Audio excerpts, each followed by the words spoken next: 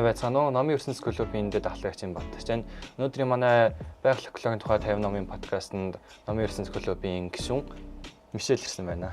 Сайн байна. За сайн байна. Өнөөдөр манай Мишель маань үзэгчд болон надад ямар ном ярихаар ирсэн байлаа? Скот Оделгийн зохиолчийн Цэнхэр дэлхийний арал гэдэг номыг. Скот Оделгийн зохиолчийн талаар нэг тодорхой мэдээлэл өгөөч. Ямар хүн байдаг вэ? Энэ зохиолч нь болгоомжтой 1898 онд Лос Анжелес төрж өссөн. Тэгээ ер нь 1989 онд үд болсон. Зохиолч болгоомжтой яг зохиолч болохоос өмнө айгүй олон ажил хийж исэн мэлээ. Жишээлх юм бол дэлхийн 1-2 дугаар дайнд зэвсэг барьж исэн, Холливуудад ч ихсэн ажиллаж исэн, юм тийм зохиолч исэн. Яг зохиолчийн онцлог нь гэх юм бол бодит түүхээс дандаа сэтүүлж номнуудаа бичдэг мэлээ. Миний сонгож авсан ном болонгуудаа энэ зохиолчийн хамгийн анхны хүүхдийн ном гэж ярьдаг. Тэрнээс өмнө дандаа ингээд томчуудад зориулсан ном бичдэг байсан. Тэр номнуудаа гэхээр аюул олон ном бичсэн. Тэгээд бас тэрсэн алдартай зохиолч юм шиг тийм. Тэгээд дандаа ер нь бодит амьдралаа сэтэлсэн хэр намтар бичдэг гоо. Энэ ер нь үлдсэн номнууд нь дандаа намтар үүсэл бас юм жоохон уран зохиол маягтай түүхэн ном уу? Уран зохиол маягтай ном. Энэ зохиолчийн Цэнхэр дэлхийний арал гэдэг номон дээр яг юуны тухай гардаг вэ? Юу гардаг? Карана гэд Индиа Омог аймгийн ахлагчийн охин яаж ингээд Цэнхэр дэлхийний арал дээр ганцаараа үлдээд 18 жилийг тэнцээ ингээд ганцаараа өнгөрөөж байгаа талаар юм л гардаг. Тийм бас дээрсэн нэг юм болсон гарч. Зохиолч нь дандаа намтар бичдэг гэсэн. Тэгээд энэ номыг яг яагаад зохиолч маань бичгээр болсон бол? Энэ номыг яг бичиж байхдаа хүүхдийн ном болно гэж юу мэдээгүй байсан гэсэн. Тэр нь надад аягүй сонирхолтой санагдсан.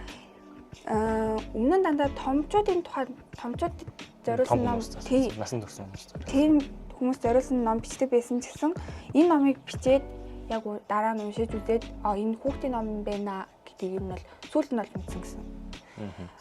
Тэгээд ер нь зохиолч маань тэгээд таалагдсан түүх, таалагдсан намтар байх юм бол тэрнийхээ тухай ном бичдэг юм уу те? Тийм. Нэг охин арал дээр сая хоригддаг гэсэн, арал дээр ганцаар үлддэг гэсэн. Тэгээд тэр тухайгаа өшөө дэлгэрүүлж яриач.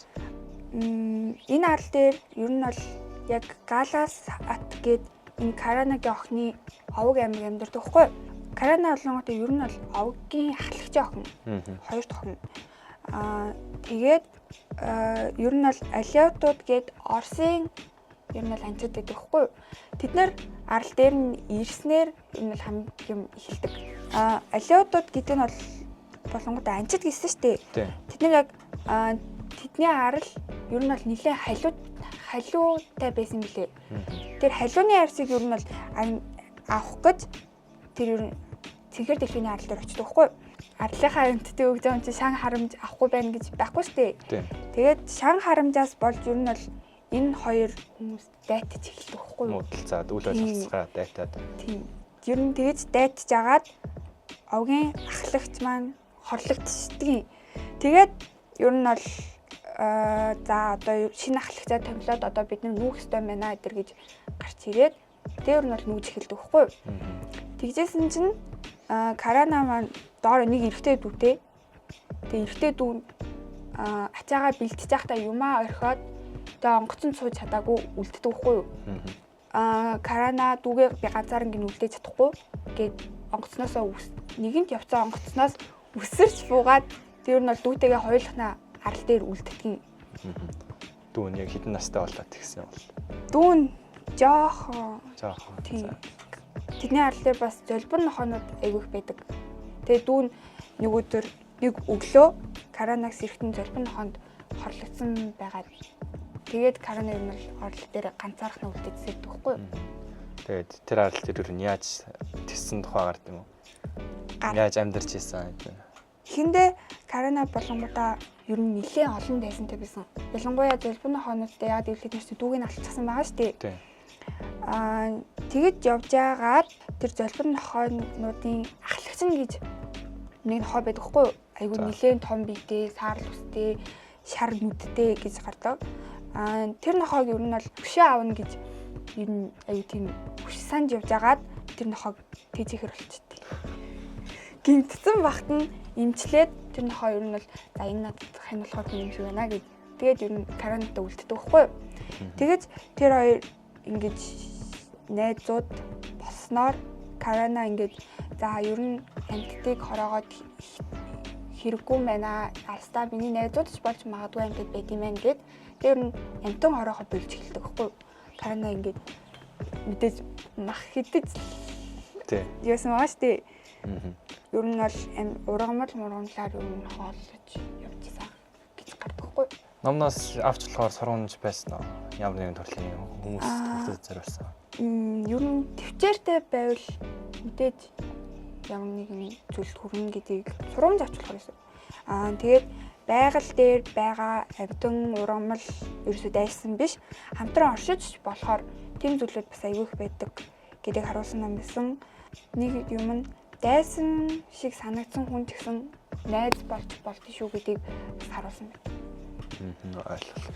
Номноос ингээд бүр сэтгэлд чинь хоношоод үйлцсэн. Тэгээд ном уншиж дуусны дараалсан бодоол байсан. Тиймэрхүү гоё дуртай хэсгүүд байгаа юу? Байгаа. Ямар хэсэг вэ? Карана ингээд ганцаараа арал дээр үлдсэний дараа алиотууд гээд хамгийн хэмт гарсан дайснууд буцаж ирдэг байхгүй юу? За. Дахиад халуун агнахаар буцаж ирдэг. Тэгж яах тэр дунд нэг охин байдаг. Тэр охинтой ингээд эхэндээ дургу байсан ч гэсэн дараа нь найзлаад ингээд хоёр мэдхгүй шал өөр хэлтэй хүмүүс байгаа шүү дээ. Тэр хоёрыг яаж хоорондоо ойлголцож байгаа тэднийг тэр хэсгийг унших юм бол айгүй гоё юмсан. Тэгээд тэр хэсэг нь бас нэг төрлийн сургамж ээж болох юм те. Дайсан ч гэсэн тийм найз тээж болно. Тийм. За манай энэ 50 ном ер нь байгаль экологийн тухай байгаа. Тэгээд энэ ном маань ер нь яаж байгаль экологид холбогдож байгаа вэ? Одоо ингээд амьтдыг хит хангах нь айгүй буруу байдаг гэдэг талаар гардаг. Байгальд хүний нөлөө хэр их хор уршигтай вэ гэдэг бас гаргадаг. Та энэ номыг хүмүүс санал болгоод яг ямар утгаар санал болгох вэ? Бас дээрс нь хэдээс хэдэн насны хүмүүс санал болгох вэ? Юу хүүхэд өсвөр үеийнхэнд зориулсан ном гэж байна. Тийм л. Тэгээд ер нь 10-аас 16 насныханд ч юм уу яг өөрийнхөө үеийн хүүхдэд зөвлөхөөр тэг өсвөлттэй хэдэн насны хүмүүс уншиж болно л доо. Тэгэхээр бүр бага насны хүмүүс арай юм яа. Дөнгөж уншиж байгаа. За тийм хүмүүсд арай жоохон хүндэтсэн ном юм шиг надад санагдсан. Тэгээд энэ манай байгаль экологийн 50 ном маань бүр 50 байгаль экологийн ном байхад яа заавал энэ 50 ном дундаас энэ Цэнхэр дэлхийн арал гэх номыг сонгох болов. Хинд бол үнэхээр гайхсан. Нэрийг хараад амар гайхсан. Цэнхэр дэлхийн арал гэхээр яг дэлхийн гард юм болов уу? Эсвэл тэр арал дээр болж байгаа үйл явдал гард юм болов уу гэд айгу сонирхсан болохоор бас гайхсан. Тэгээд номныхаа зурган дээр дэлхийн биш нэг охин байдаг хгүй юу?